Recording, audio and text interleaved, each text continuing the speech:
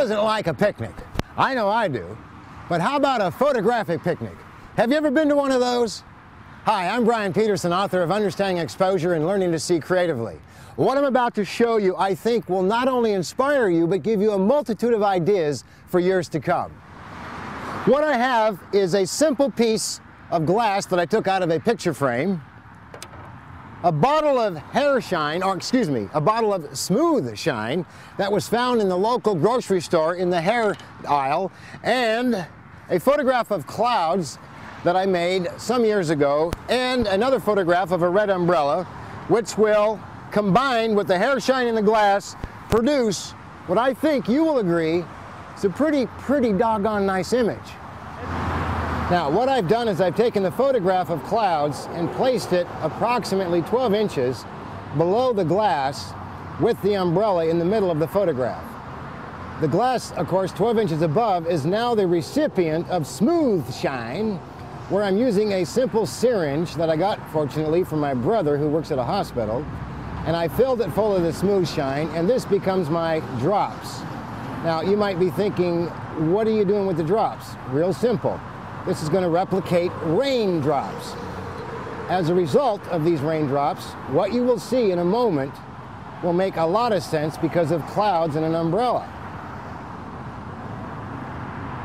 Okay, we've got all the drops we need. The photograph is in place.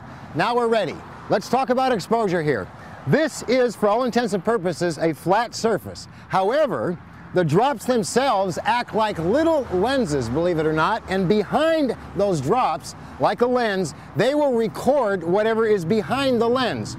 In this case, what's behind these drops of smooth shine is the cloud photograph with the red umbrella.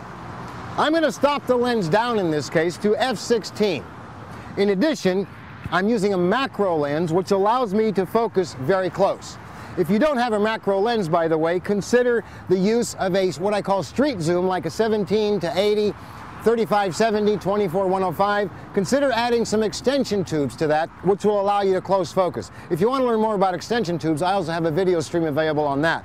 Back to the photograph. I'm now going to shoot at f/16. I've already set the camera up accordingly for f/16, and all I got to do is focus on those drops. At f/16, I adjust the shutter speed. The exposure time is 1/125th of a second with 100 ISO. And I'm ready to go, and now you got to admit, that's pretty cool. But don't stop there. Think about this. A photograph of cats and dogs.